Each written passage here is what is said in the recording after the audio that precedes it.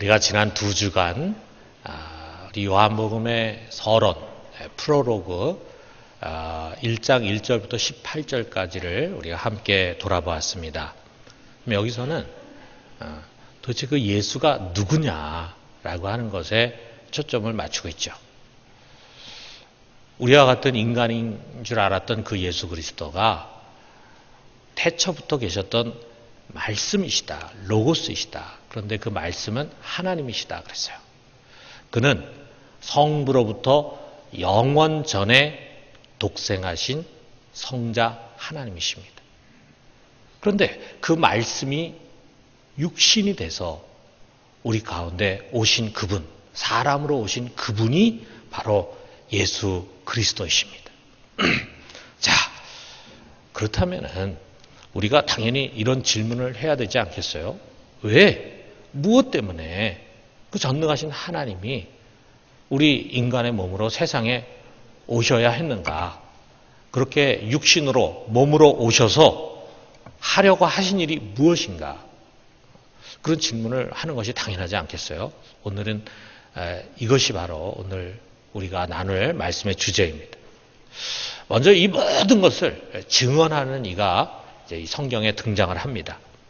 자, 세상의 왕이 오셨어요.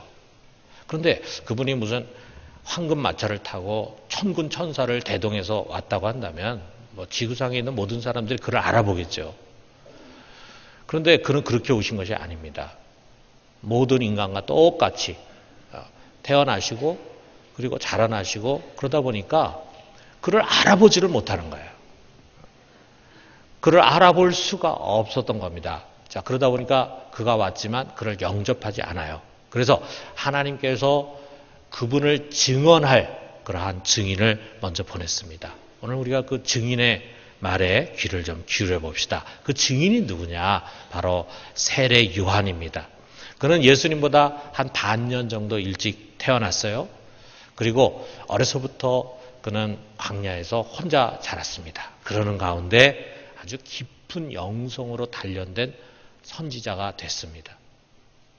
그리고 때가 되었을 때 드디어 사람들 앞에 나타나서 말씀을 선포하는데 그가 선포한 말씀이 뭐냐면 회개하라. 하나님의 나라가 가까이 왔느니라. 이것입니다. 이 말씀을 선포하고 그리고 사람들에게 회개의 세례를 베풀었어요. 그런데 여러분 우리가 구약에서부터 신약 사이에 한 400년 정도의 기간 동안에 우리가 중간기라 그러는데 선지자가 없습니다. 어떤 의미에서 보면 이제 하나님의 말씀이 없었다 이거죠. 그래서 영적으로 매우 메말랐던 시대입니다. 그런 시대에 하나님이 보낸 하나님의 사람이 나타나가지고 말씀을 선포하고 세례를 베푸니까 그 소문이 삽시간에 유대 전역에 퍼져나갔어요. 그리고 사람들이 세례를 받기 위해서 구름대같이 요단강으로 몰려왔습니다. 우리가 지금으로 표현한다면 그 당시 유대 사회의 검색어 1위가 누구냐? 바로 세례 요한이에요. 모든 사람들이 이 세례 요한에 관심을 갖기 시작했어요. 어떤 사람은 그리스도다. 어떤 사람은 엘리야다. 어떤 사람은 선지자다. 뭐 이런 하여튼 대단한 사람이다. 라고 하는 생각을 대부분의 유대인들이 갖고 있었습니다. 자, 그러자 유대인들, 특별히 바리새인들이 제사장과 레위인을 세례 요한에게 보내가지고 그를 시험하고 탐색을 합니다. 지금도 이제 우리가 너 갑자기 대통령 선거에 나온다 그러면은 가만히 있지 않잖아요. 그 사람을 막 이제 검증을 한다고 해가지고 막 구석구석을 쑤시게 됩니다. 자, 그런 것처럼 갑자기 온 유대에 있는 백성들이 믿고 신뢰하고 따르는 영적 지도자가 되다 보니까 원래 영적 지도자라고 자부했던 이 사람들이 이제 가만히 있지 않고 이제 그를 검증하는 거예요. 그러면서 그에 가가지고 한 질문이 뭐냐면 도대체 내가 누구냐라고 하는 거예요. 내가 그리스도냐? 난 그리스도가 아니다. 그럼 내가 엘리야냐? 나는 엘리야도 아니다. 그럼 내가 오기로 한 그 선지자냐? 나는 그 선지자도 아니다. 이렇게 말하니까 이제 이 제사장과 레위 사람들이 그렇게 얘기한 것 같습니다. 아니, 네가 그리스도도 아니고 엘리야도 아니고 선지자도 아닌데 이걸 감히 이런 세례의식을 베푸느냐. 누가 무슨 권한을 줘서 내가 이와 같은 일을 하느냐라고 그에게 이제 따지듯이 묻고 공격을 하는 거죠. 근데 이 요한이 내가 누구냐, 너는 너에 대해서 누구라 하느냐라고 하는 그들의 질문에 이사야서를 인용해서 자신이 누군가를 분명히 합니다. 여기 23절에 보니까 나는 선지자 이사야의 말과 같이 주의 길을 곧게 하라고 광야에서 외치는 자의 소리로라. 그 말의 의미는 이제 왕이 곧 오시는데 그 왕이 오실 길을 준비하고 평탄케 하기 위해서 먼저 보내진 사자다. 그런 뜻이라 이거죠. 여러분 엊그제 미국의 새로운 대통령 취임식이 있었습니다. 말도 많고 탈도 많은 트럼프라는 사람이 드디어 미국의 대통령이 됐어요.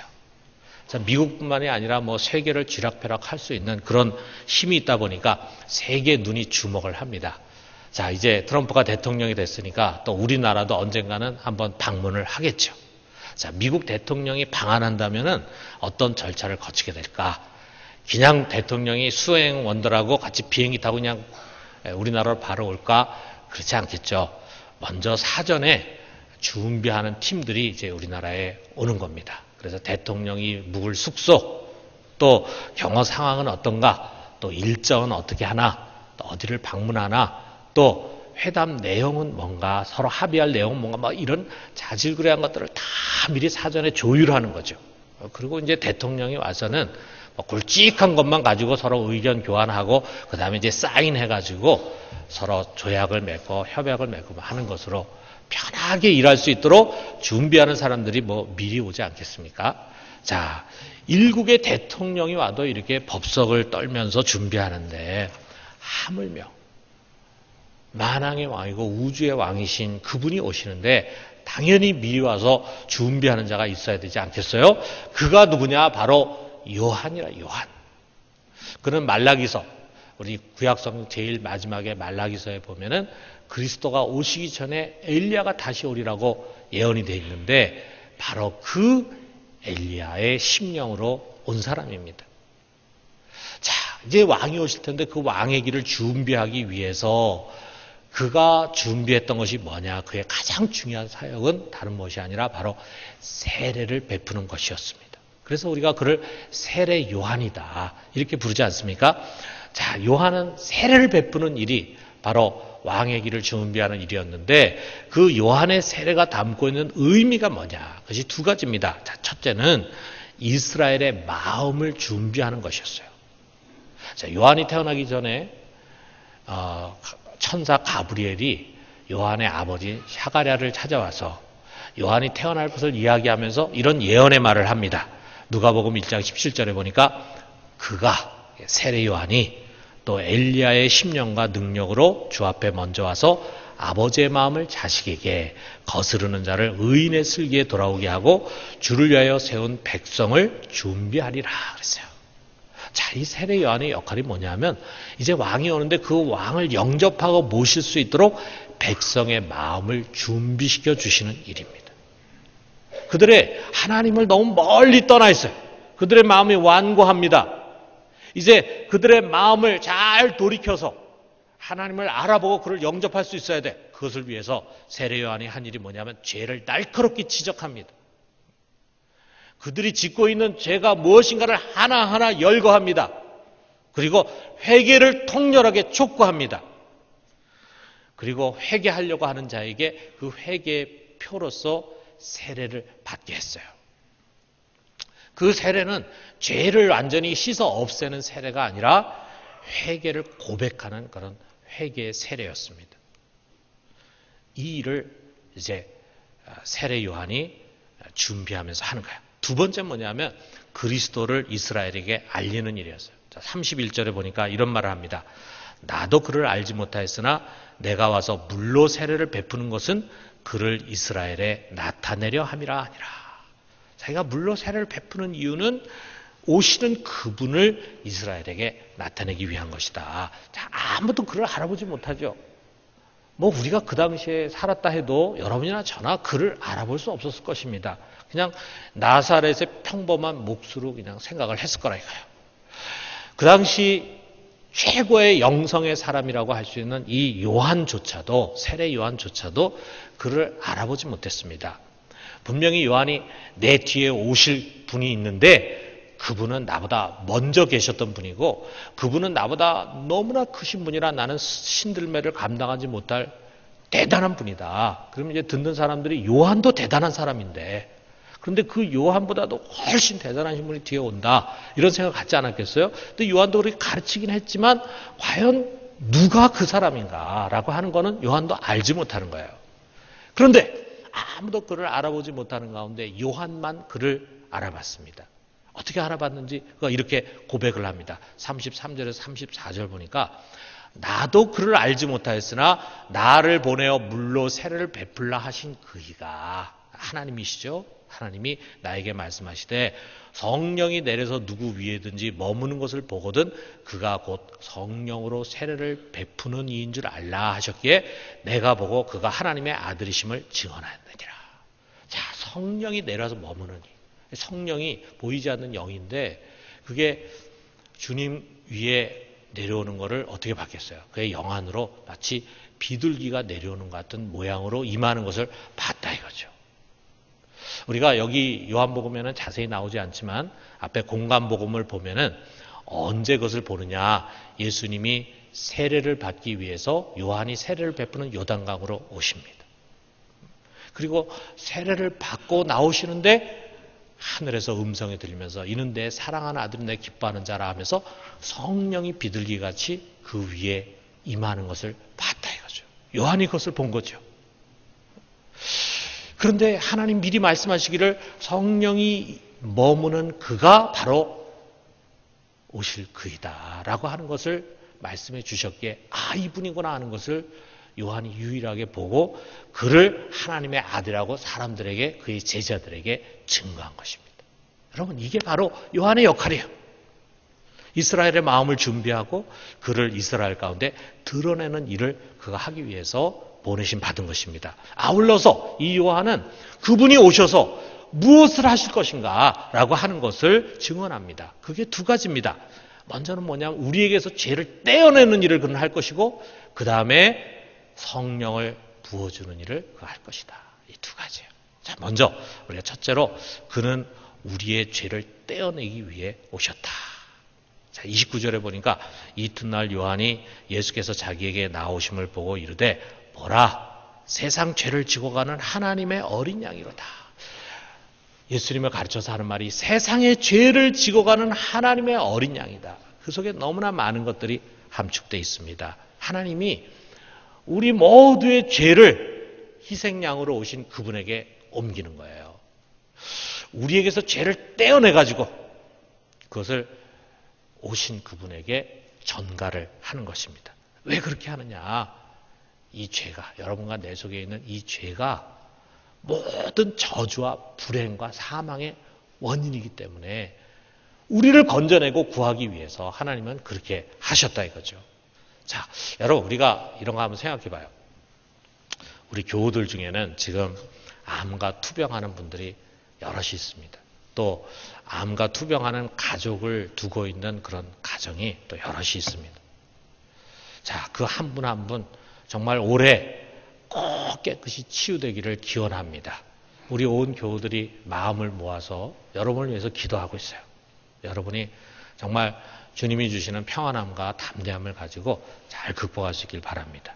여러분, 이 암 환자들에게요, 이 암이라는 것이 얼마나 무서운 존재인가. 자, 힘들게 수술을 하고, 그 다음에 힘들게 항암 치료를 마칩니다. 그러고 난 다음에 어떻게 합니까? 이제 정기적으로 검진을 하는 거죠. 자, 가서 검진을 받습니다. 검사 결과를 의사에게서 들을 때 그 마음이 얼마나 조마조마하겠어요. 만약에 의사가 그 검사 결과를 가지고 깨끗합니다. 이제는 안심하셔도 되겠습니다. 이렇게 만약에 말을 한다면 그 의사의 말을 듣고 집으로 돌아오는 발걸음이 어떻겠어요? 정말 기쁜 소식이죠. 그렇게 집에서 기다리고 있는 가족들에게 의사 선생님 이렇게 말씀하셨다라고 하면은 온 가족이 얼마나 기쁘겠습니까? 그 지긋지긋한 이제 투병 생활을 마치게 됐다. 제가 얼마나 감사하겠어요. 정말 복음이죠. 그러나 나쁜 소식을 들을 수도 있습니다. 의사 선생님이 말합니다. 정말 유감입니다. 암이 재발했습니다. 다른 기관에까지 전이가 되어 있습니다. 이런 말을 듣는 그 환자의 심정이 어떻겠어요? 정말 가슴이 철렁 내려앉는 거죠. 조마조마하면서 소식을 기다렸던 가족들이 얼마나 실망하겠습니까? 여러분, 정말 이 암에 걸리신 분들이 많이 있는데 이 암이라는 게 완전히 나을 때까지 환자는 물론이거니와 온 가족들이 정말 암과의 예민한 투쟁을 계속해 갑니다. 모든 사람들이 소망이 있어요. 이놈의 암이 좀 몸에서 완전히 좀 떨어져 나가라. 완전히 좀 떨어져 나가라. 이거를 빌고 또 빌 것입니다. 근데 여러분, 우리가 만약 우리 속에 이렇게 암같이 생긴 이런 저주덩어리가 한번 있다고 생각해봐요. 이런 저주덩어리. 보이지 않는데 이런 저주덩어리가 있습니다. 그 저주덩어리가 내 안에 있음으로 말미암아 내 삶에 온갖 불행을 끌어들여. 그리고 내 인생을 불행과 저주 아래 놓이게 만들어요. 그리고 마지막에는 그놈이 나를 집어삼켜가지고 함께 멸망의 구렁텅이로 뛰어들어가. 나로 하여금 영원히 멸망하게 만들 그런 저주의 덩어리가 있다. 여러분, 이게 저주 덩어리라는 건 좀 말만 들어도 끔찍하지 않습니까? 실제 그런 것이 우리 몸에 있다고 한다면 여러분이나 저나 어떻게든지 이거 좀 떼어내려고 할 거예요. 뭐 다른 거 뭐 다 제껴놓고 우선 이것부터 좀 떼어내고 싶은 마음이 들 거예요. 만약에 이거 수술을 잘하는 어떤 최고의 병원이 있고 이 수술을 기가 막히게 하는 최고의 의사가 있다고 한다면 얼마나 값이 지불되더라도 값을 지불하고서라도 이 수술을 받으려고 할 겁니다. 그렇지 않겠어요? 뭐 돈이 없어가지고 수술을 못 받는다면 할 수 없겠지만 내가 돈이 있는 다음에야 하나밖에 없는 인생인데 그거 좀 떼어내고 수술하고 그리고 건강하게 살고 싶은 마음 들지 않겠어요? 자, 그런데 여러분과 저 우리 모든 인간들에게 보이지 않는 이 저주 덩어리가 있습니다.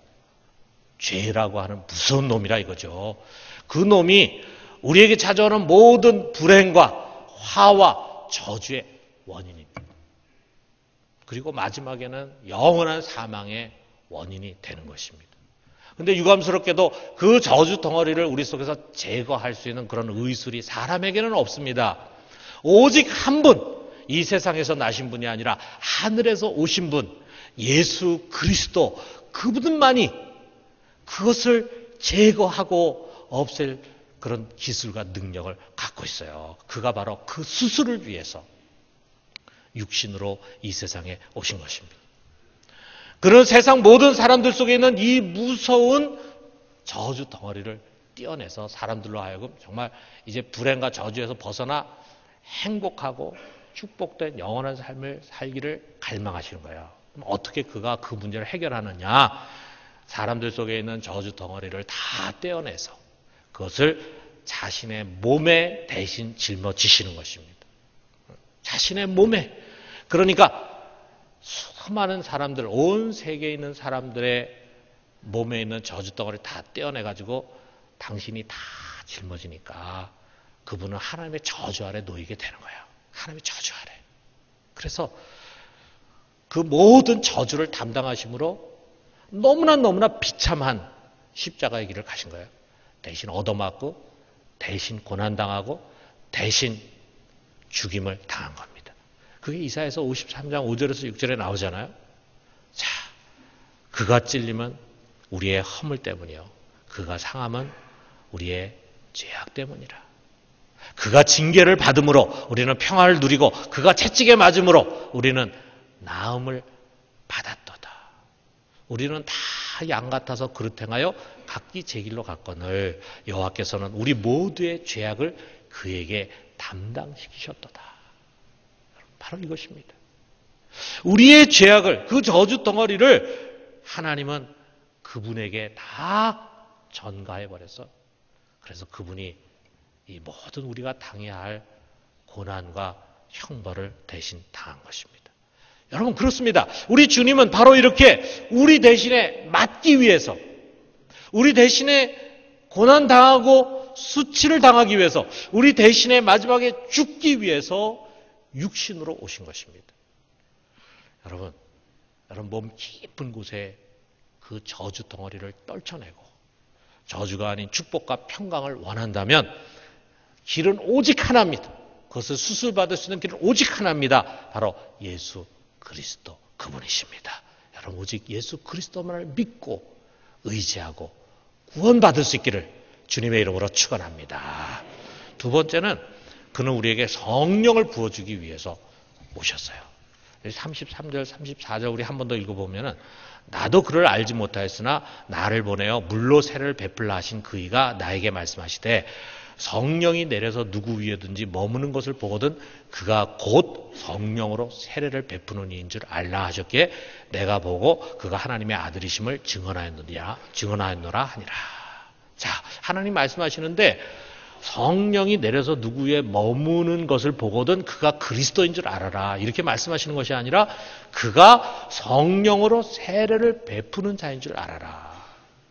자, 하나님의 아들이 오셔서 하는 일이 무엇인가 라고 하는 것을 요한에게 가르쳐 주는 거죠. 그렇기 때문에 요한은 그 뒤로 사람들에게 나는 물로 세례를 주지만 내 뒤에 오시는 분은 성령으로 세례를 주시는 분이다. 예수 그리스도는 누구냐? 성령으로 세례를 주시는 분이라 이거죠. 그렇다면 성령의 세례가 뭡니까? 여러분 성령은 예수님이 오시기 전에도 역사했습니다. 우리가 구약을 보면은 하나님의 영이 모든 사람들에게 임한 것이 아니라 아주 특별한 사람, 하나님이 특별히 정한 사람에게 임했어요. 그랬을 때 어떤 일이 일어났습니까? 그가 그 영을 받고는 예언을 하는 겁니다. 그래서 수많은 선지자들이 세워지고 그들 중에 또 이렇게 선지서를 기록한 선지자들이 있잖아요. 그것이 성령에 의해서 그와 같은 예언이 가능했다 이거죠. 또 어떤 사람은 병을 고칩니다. 또 어떤 사람은 다양한 기적과 능력을 행합니다. 그러나 여러분 성령 세례는 그런 수준이 아니에요. 특별한 사람에게 특별한 때 특별한 일을 위해서 주시는 것이 아니라 남녀노소 모든 사람에게 하나님이 부어주십니다. 하나님이 아예 그의 영을 우리에게 부어주시는 거예요. 쏟아 부어주시는 거예요. 여러분 구약에서의 성령의 역사라는 것은 뭐와 비유할 수 있냐면 마치 아주 찔끔찔끔 내리는 보슬비, 이슬비라고 한다면은 성령 세례는 소낙비에 완전히 뒤집어 써가지고 발끝부터 머리끝까지 물에 잠기는 그것이 바로 성령 세례입니다. 그런데 예수 그리스도를 통해서 그 성령의 세례를 우리에게 주시는 거예요. 그 이전에 어느 누구도 이와 같은 성령을 경험하지 못했습니다. 그런데 예수 그리스도가 오심으로 말미암아 우리가 그 성령에 완전히 뒤집어 써서 성령에 완전히 잠기는 그런 경험을, 그 축복을 경험하게 된다는 거예요. 그 성령 세례를 받을 때 우리들에게 놀라운 일이 일어납니다. 우리의 옛사람이 죽고 그리고 새로운 피조물로 거듭나게 하는 거예요.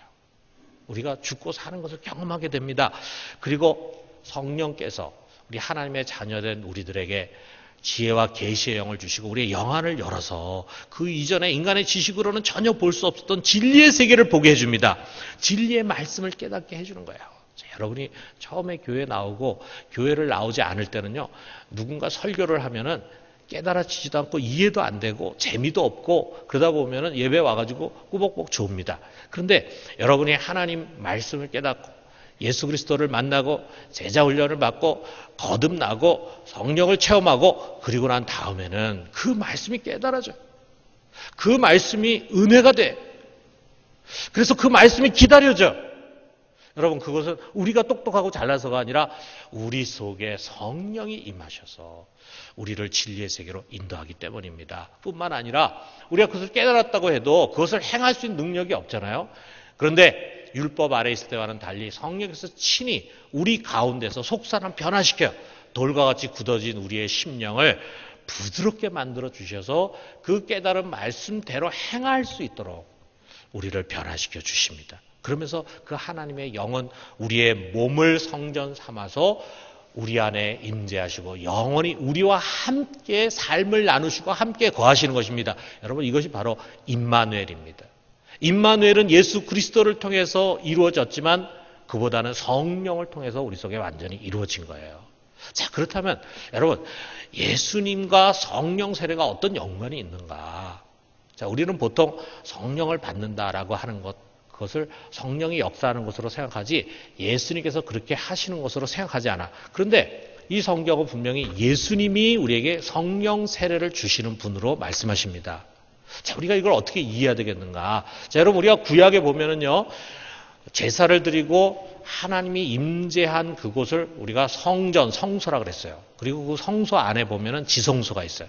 그 지성소 법궤 위에 씌운 자에 하나님이 임재하시다. 이렇게 이스라엘이 고백하면서 하나님과 교제하는 것이 바로 성소입니다. 그런데 그 하나님을 모실 그 성소를 먼저 어떻게 했냐면 지은 다음에 거기다가 피를 뿌려가지고 정결하게 하고 기름을 발라서 거룩하게 하는 거예요. 왜? 하나님은 아무 곳에나 임재하는 곳이 아니에요. 하나님은 죄가 없고 오염되지 않고 거룩한 곳에 임재하십니다.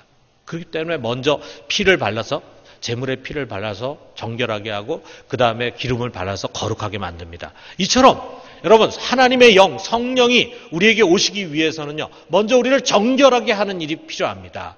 이것을 위해서 우리가 과거에 지은 죄, 지금 짓고 있는 미래에 지은 모든 죄를 완전하게 제하는 진짜 제사를 드려야 돼요. 우리 구약에도 제사가 있지만 그 제사는 소나 양이나 이런 짐승을 가지고 드리다 보니까 그 제사를 드리고 난 다음에 또 죄를 범하면 그 다음에 또 제사를 드려야 돼요. 그러니까 매일 제사를 드리고 매년 제사를 드리고 이런 제사가 계속 반복돼야 합니다. 죄를 완전히 사할 수가 없기 때문에 그런 제사가 아니라 단 한 번 드리는 제사로 우리의 죄를 영원히 사하는 그런 제사.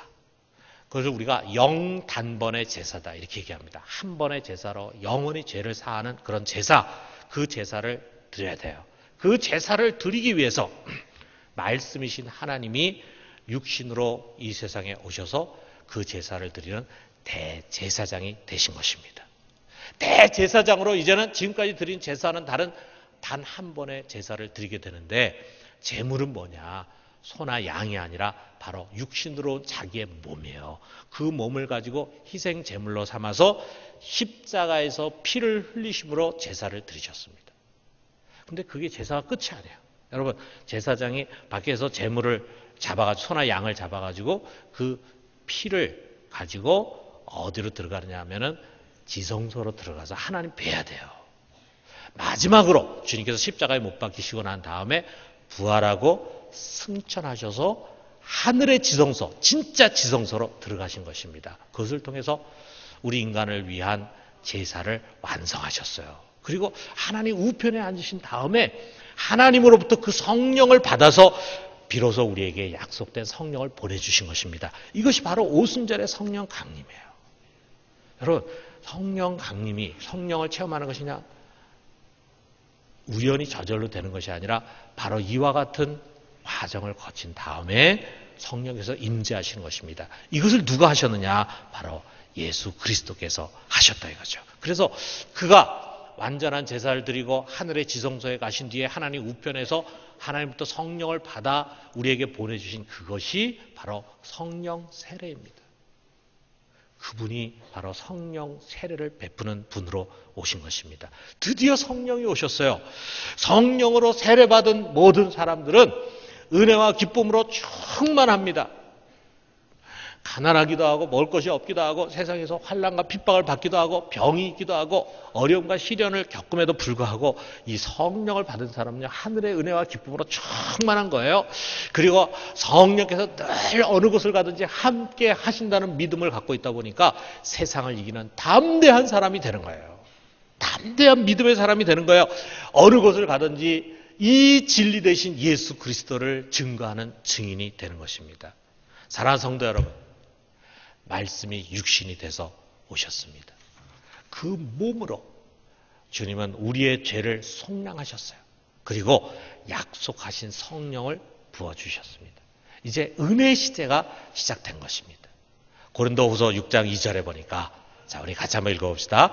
이르시되 내가 은혜 베풀 때 너에게 듣고 구원의 날에 너를 도왔다 하셨으니 보라 지금은 은혜 받을 만한 때요 보라 지금은 구원의 날이로다.